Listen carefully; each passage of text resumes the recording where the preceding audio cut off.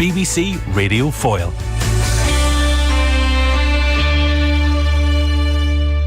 Now then, I can't believe it's not Ireland. Well, I can, but my guest can't not believe it's not. It's a double negative.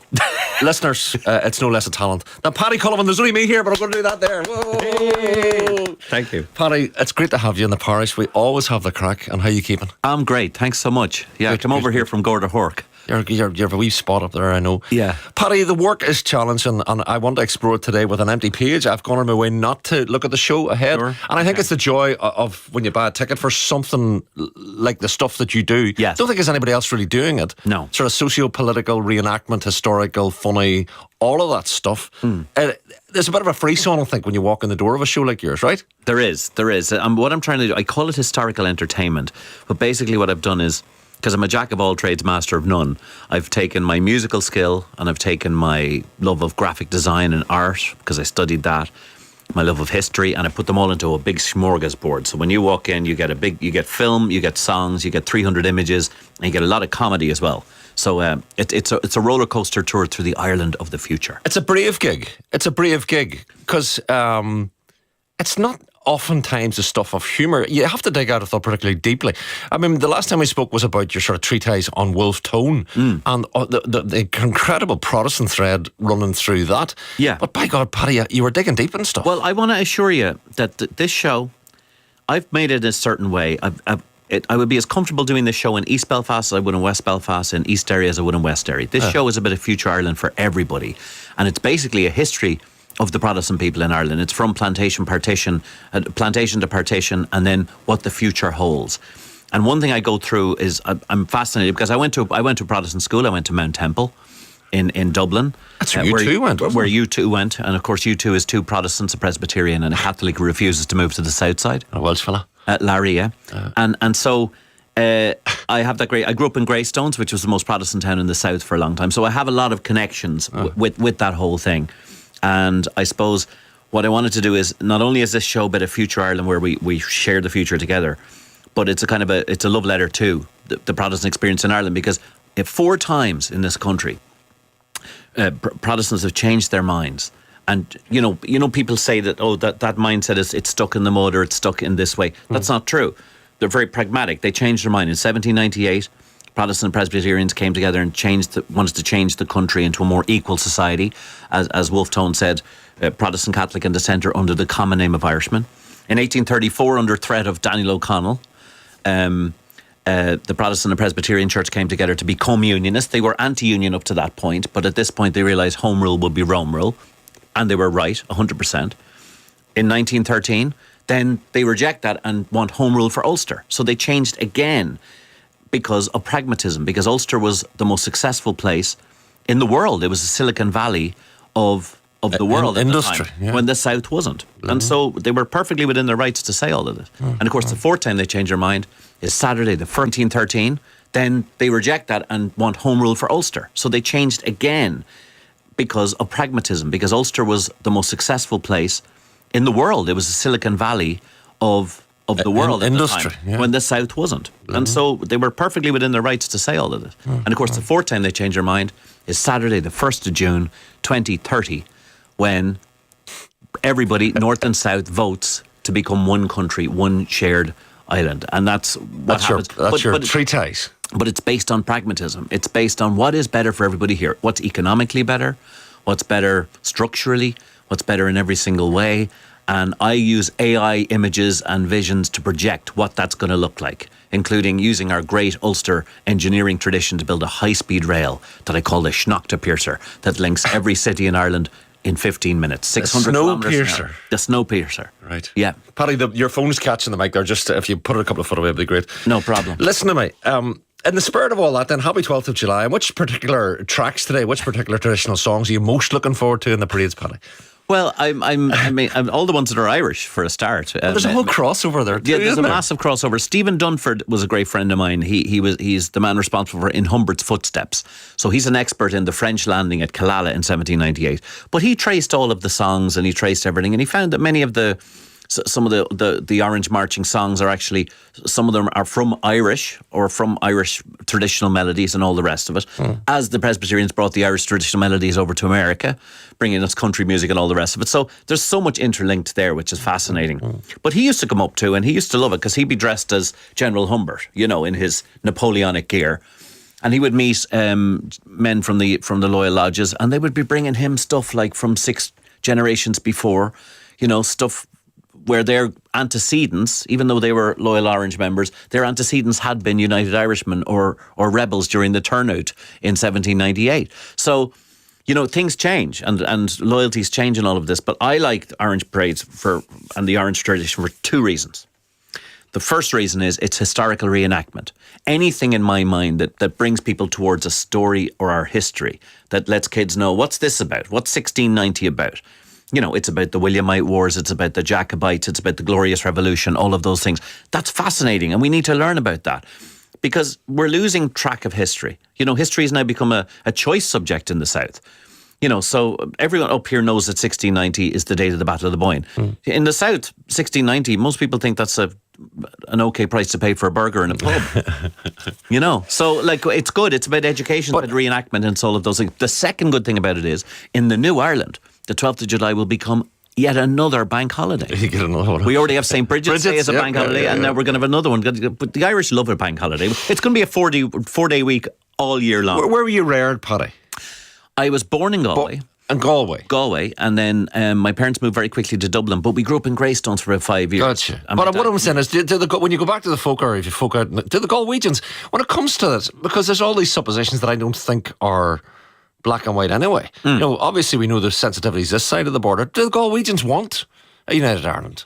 Because we know that the economics, we're now kind of bottom of the pile compared to the Republic, which is the per capita most functioning economy in the European Union. Yeah. You're loaded. Oh, yeah, but I mean, in the sunshine everywhere looks great. You know what I'm saying? Like, Galway's a funny place. I've a weird relationship with Galway, because I know how many people love Galway. But I just want to tell you, when you loved it, you were drunk. Let's be honest, you had a great time. You listened to some trad music, you went to Noctons, it was glorious, and you walked out on the beach. Look, it's a great place.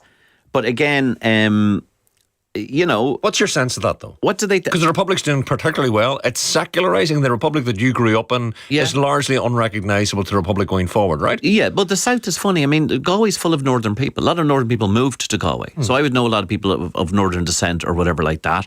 And there's a very conscious thing culturally, you know, as well as, you know, Galway would be the most Irish-speaking and Irish town in Ireland. And yet there's a real sense of history and a sense of, you know, bonhomie and getting together. Also, remember, there's a lot of old traditions, the Royal Connacht Rangers, there's a lot of kind of royal traditions. I mean, and, you know, Queen Victoria visited and all of that. So many of those things are linked together. And when I open the show that I'll be doing next Friday, I have a man coming down for the first time to experience what the Republic is like, thinking it's going to be thatched cottages and pigs roaming O'Connell Street. And actually what you get is a very, very English place. I call it Royal But when you were wee, the militarism and the monarchism would have kept its head down in Galway. Now, so is it there is it public facing? I don't know about that, but I know that a lot of traditions and, you know, the love of rugby, and they're all things that are strong in Galway, and of boating and of yachting and things like Horses. So all of that stuff, you know, there are things that link us all, you know, whether it's St. Patrick or whether it's just a love of sports and different things like that, of music, of things like that. So I don't find any of that to be difficult. What I do in the future is I finally have the River Corrib traversed by a bridge and a tunnel. You would not understand the traffic problems that we have in Galway. One of the reasons, because a lot of ecologically sound people in Galway, you know, so they don't want to build this bridge because there's a rare snail that might be affected. So now, because we don't have the bridge, we all know what it's like to be a rare snail. But you want the water wheels back to power the Galway of the future. There used to be 26 water wheels, and they used to power and mill the grain. We bring all of that back, and we actually are able to provide electricity to the entire province of Connacht doing that. But of course, someone got on to me and said, well, what about the salmon? And I said, well, I'll have the salmon for the main course, and I'll have the rare snail for the start. Paddy, there's a lot of whackery in it, right? It wouldn't be you if it wasn't like that. Yeah. But you're doing it now for a reason, right? We all sense that things are changing. You might be dyed-in-the-wool Republican. You might be dyed-in-the-wool Loyalist. But everybody knows that stuff is changing. Yeah. So why this work and why now? Well, when I was bringing the Wolf Tone show around Ulster last year, I couldn't believe the amount of Protestants and Presbyterians coming to my shows. So even in places that were 90% Catholic or nationalist, whatever, I was getting huge crowds of Presbyterians, places like Downpatrick. And I couldn't believe it. And they were saying, no, we just want to learn the history and we're really interested in the discussions afterwards. They were saying, look, we didn't vote for Brexit and we're just thinking about things pragmatically and economically, and we've got to, regardless of all of that, but we have to have a chat about it and talk about it. And I couldn't believe how nice it was. And I couldn't believe the difference between, let's say, Twitter and the media and the actual feeling on the ground in the north. Mm-hmm. And then I realised I was going to have to do a show to reflect this. And I said to my great friend Stephen McCracken, descendant of Henry Joy, and I said, Stephen, I can't call it United Ireland. It's too full of connotations, or New Ireland or Share Ireland or Agreed. And he goes, I say Twitter and the media and the actual feeling on the ground in the north. Mm-hmm. And then I realised I was going to have to do a show to reflect this. And I said to my great friend Stephen McCracken, descendant of Henry Joy, and I said, Stephen, I can't call it United Ireland. It's too full of connotations, or New Ireland or Share Ireland or Agreed. And he goes, I just call it I Can't Believe It's Not Ireland. And Ka-ching. He said I'd robbed it up. And then Neil Denham pointed out I'd robbed it off Patrick Kielty. But I think that's fair enough because the Southern Irish taxpayer is paying for Patrick Kielty. Well, exactly. So I'm allowed to rob a joke, if that's okay. But anyway, it's a great joke. But point being that the show is based on the idea that we don't wake up in 2030, June the 2nd, and all of a sudden it's the six counties subsumed into a tricolour Ireland. It's not. It's a brand new Ireland. The Irelands we have, the two of them, they're only 100 years old, and they were only kind of conjured up. The anthems, the anthem in the south anyway, and all of the rest of it, the tricolour. We just kind of cobbled the country together very quickly. But we have a great opportunity to change that. But you're going to need a new flag, right? You're going to need something which on one hand represents the green tradition. You're going to need something maybe on the other side of that flag representing the orange Protestant tradition. And maybe something represent the peace in the middle. I don't believe that. You mean the tricolour? No. Well, right.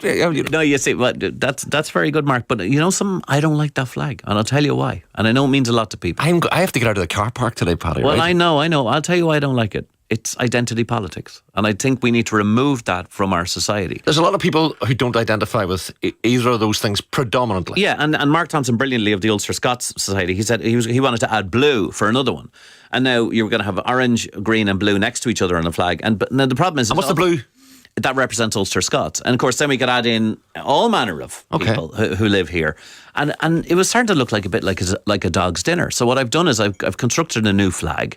It's one symbol for one people.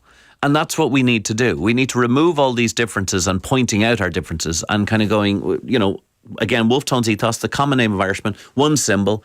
And I think it should be a musical instrument. But you have to come to the show next Friday to see my final reasoning for that. Hold on a second. Does the Irish? Are you happy with the anthem? Are you happy with the Irish anthem? I'm not happy with the Southern anthem. No, I'm not.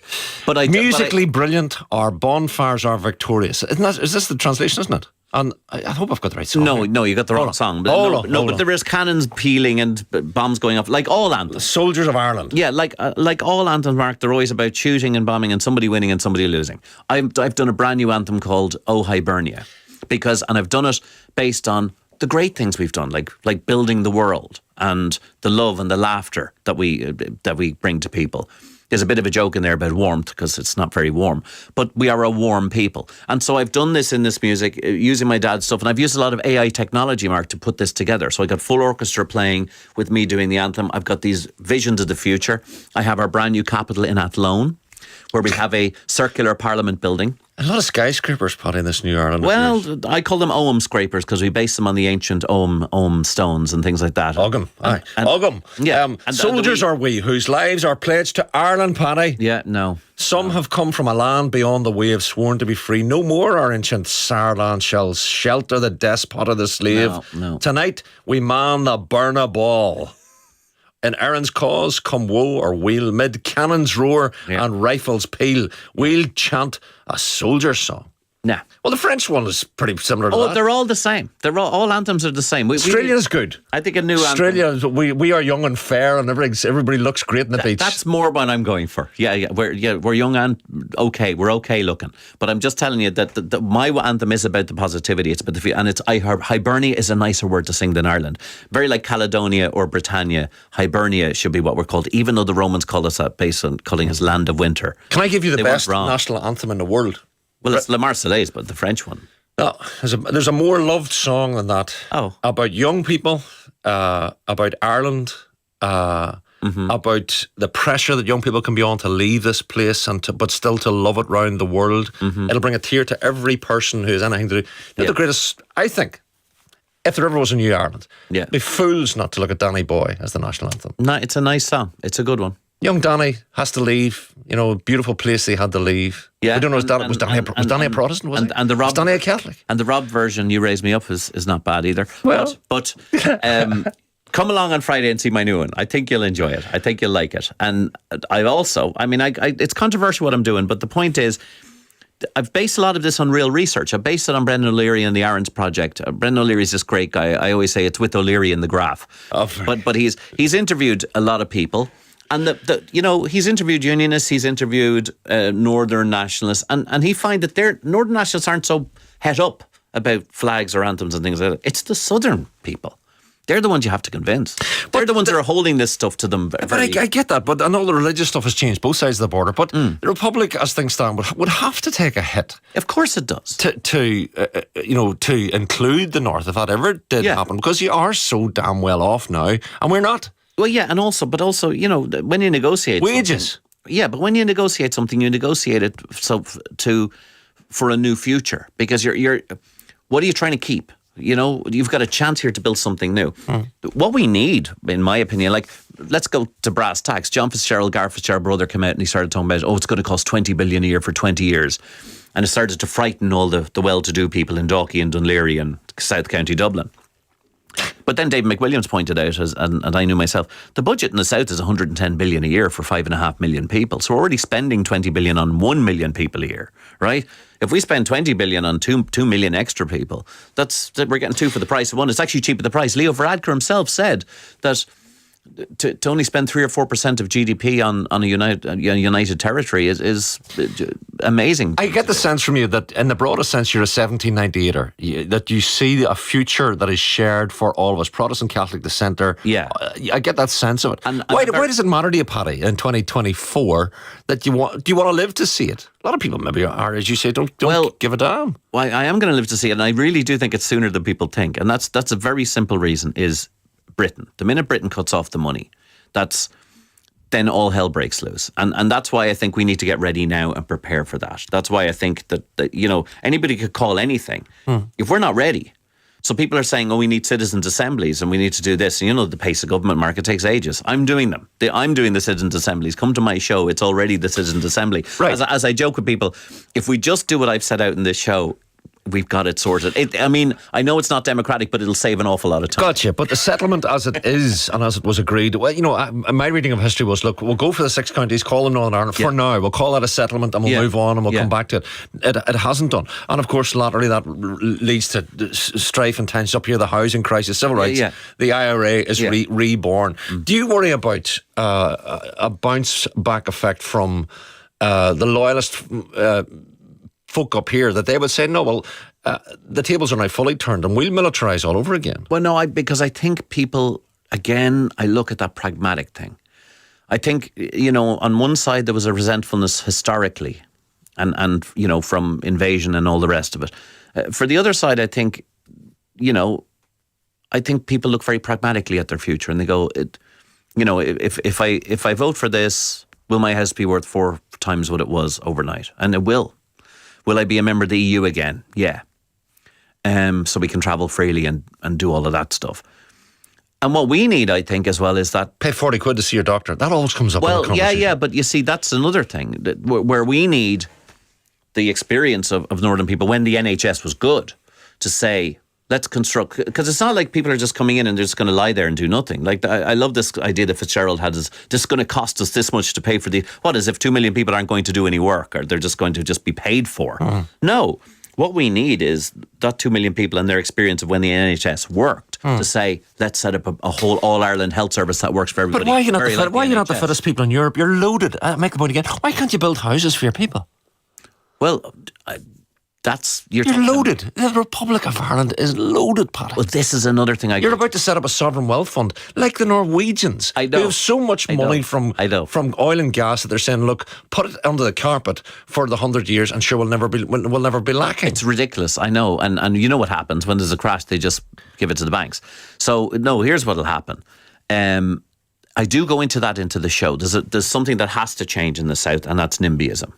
And I know it's probably extant up here, but it's really, really bad in the South. Well, monetarism as well. The greed that I see in Dublin these days, no, but is staggering. But also bureaucracy, also the planning system is outrageously difficult to work with. All of those things. That all has to be swept away. But the point is, you can sweep that away when you have a brand new constitutional reality. If you're just sticking with the way things were, it's very, very hard to change things. What I'm saying is, we have a beautiful blank sheet here, and we can. It's staggering. But also bureaucracy, also the planning system is outrageously difficult to work with. All of those things. That all has to be swept away. But the point is, you can sweep that away when you have a brand new constitutional reality. If you're just sticking with the way things were, it's very, very hard to change things. What I'm saying is, we have a beautiful blank sheet here, and we can create a brilliant country. I'm not a typical Republican. Mark, and I would have come from that, but I'm not into the GAA. Don't tell Joe Brolly. I can't stand the wolf tones. Don't tell them or anybody else who knows me. Yet I'm more wolf tone than wolf tones. I don't want a future where we just become this kind of Irish country, because to me, Ireland is the mix of Protestant Catholic. It is the mix of Unionist, Loyalist. I was thinking about that the other day. We are that mix, and we're a United States of Ireland. Yeah, we're a more. Yeah, I mean, Jimmy Nesbitt brilliantly put it at the Ireland's Future event. He said we should call it the new Union of Ireland. So you could actually be a unionist that enjoys this union together. There are other, these are all interesting ideas and all interesting elements, and I go through a lot of it in the show, and I try and make it fun and I try and make it interesting. And and people have said, I've taken a few videos of people, and they say they come out in a real high afterwards, because I'm clearing the path mentally for this stuff. Because a lot of people would hear it go, oh no, I can't listen to that, I can't go into that. Yeah. I'm trying to get people to think differently and actually feel enthusiastic, and as Noam Chomsky said, to have optimism over despair. So are you performer as persuader? Yes, I think maybe hanging out with so many Presbyterians last summer turned me into a bit of an evangelical speaker. I very much shove that phone, Paddy. It's still on the mic, would you? There's a quasi-religious element to it, which I not quasi-religious, but to me, like you lose religion, but you replace it with something else. And I always think that there are certain human traits that we have to hold on to, and we have to hold on to that belief in positivity. The world is very negative now at the moment, and we have an amazing chance on this island, because we've actually reached a lot of the rest of the world is 1641 at the moment, Mark. We're 25 years past 1998. This is very important. This is an amazing thing we've done. And the next step is to become almost evangelist for peace. And what happens if it comes and it's the infamous 52-48, and people say, no, it's grand, just keep it as it is, we're grand? Well, you live with that? You live with it now. You mean Tierna No? No. The land of no. Yeah, see, I'll tell you why I would like a sizable amount of unionists to join the South, because I need more people to say no to some of the crazier stuff that's going on. And I think that it's a happier balance when you have things like that. What would they call themselves? Well, because they can't call themselves unionists anymore. No, but they would form 15% of any government. They would have, if they voted as a bloc, they would have the deciding factor. It's a 15% electorate. So in any parliament, formerly PUL people, the kingmakers, the Taoiseach makers.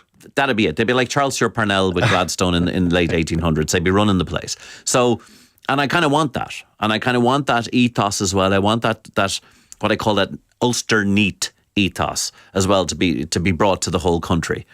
You know what I mean? Because there's a kind of a hippie element in the South that we that must be, if not stamped out, it must at least be. Well, the hippies were right now. The hippies were right about. They were right about loads of stuff, weren't they? No, they're great, but it's just, you know, I like the place kept nice and trim. I drove to Dunfanaghy today and it was lovely, you know. And there's just You'd love Coleraine. You would love Coleraine. Well, do you know what I mean? I want everything neat and tidy. I'm a bit of a tidy towns advocate, you know. So. There are all those elements that I bring into it as well, and I just think, you know, as Wolfe Tone said when he invented the idea of Irish neutrality, he said, "Peace with all the world is our object and our desire." And I just thought that was a fascinating thing. And then I go through a lot of Protestant philosophers at the end of the show, including the brilliant Roy Walker, the marvellous comedian, who said, "My wife asked me if I won the lotto, would I still love her?" And I said, "Love you? Of course I'd still love you. I'd miss you." Sorry. No. It's good, but it's not right. It's good, it's not enough. No, he said an amazing thing because he himself was from a mixed marriage. That's right. He was from a mixed marriage and he had to leave Belfast in the late 60s. There was a wee shop and they were... Yeah, and busted up. And was busted up and he left. And when he comes back in this amazing documentary and he says, you know, it's amazing, my life here and everything. He says, but you know something, it's not where you're from. It's where you're going. Mm-hmm. And this whole show, everything I'm about now, I know all my other shows were at the past and trying to right the wrongs of the past, but I then realised you got to move on from that. Yeah, and busted up. And was busted up and he left. And when he comes back in this amazing documentary and he says, you know, it's amazing, my life here and everything. He says, but you know something, it's not where you're from. It's where you're going. Mm-hmm. And this whole show, everything I'm about now, I know all my other shows were at the past and trying to right the wrongs of the past, but I then realised you got to move on from that. And it's not about where we come from. It's not about anything that's going. It's where we're going. Mm. And if we think collectively about where we're going, we're going to make an incredible place. We could turn this whole island into Switzerland. Paddy, I always have found our conversations engaging because this is the kind of stuff I talk to in my own circle of folk, and it's almost like the unspeakables are now speakable. That's what I enjoy about writers like you, is that you say you permit us to disagree, but you permit us to talk about the thing in the first place. Powerful, it's statement stuff. The most important thing you can do, because the world's full of conflict at the moment, and Twitter's full of conflict, and social media is full of conflict. The most important thing you can ever do is put yourself in the head of the person you're opposing, and the more you do that, the more you start to understand their point of view. And the more I looked at the history of the Protestant people in Ireland, and the more I looked at the Catholic people who were ridiculously loyal to the Stuarts, even though they, you know, stabbed them in the back every step of the way, and who are still, you know, who still are fascinated with stuff like that. We're fascinated with the church in Rome and all of that. I had to look at my own ethos and go, no, they were right in certain occasions, and they were completely correct at certain points in time. And once you start putting yourself into their shoes, then you start to see how we can all work it out.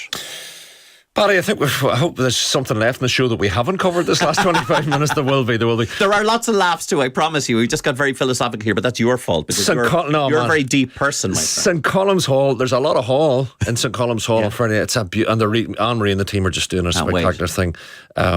You'll not believe that it's not the place it used to be. Look, anyway, Paddy can't believe it's not Ireland, and it'll be 7 o'clock on Friday night today week. Yeah, it's a 7 for 7:30 show. Paddy, I wish you well with it. Thank you, and go to paddycullivan.com for tickets if you want, and for all over I'm doing it all over the country. Yeah, listen, we asked you to pick up a bit of music, and my producer reminded me that when this album came out by the Undertones, Mickey Bradley said the album was the sound of a band breaking up. Yeah, but we were making the point, if they'd stuck at it, they could have become sort of the Lloyd Cole and the Commotions thing, that whole 80s kind of groovy thing.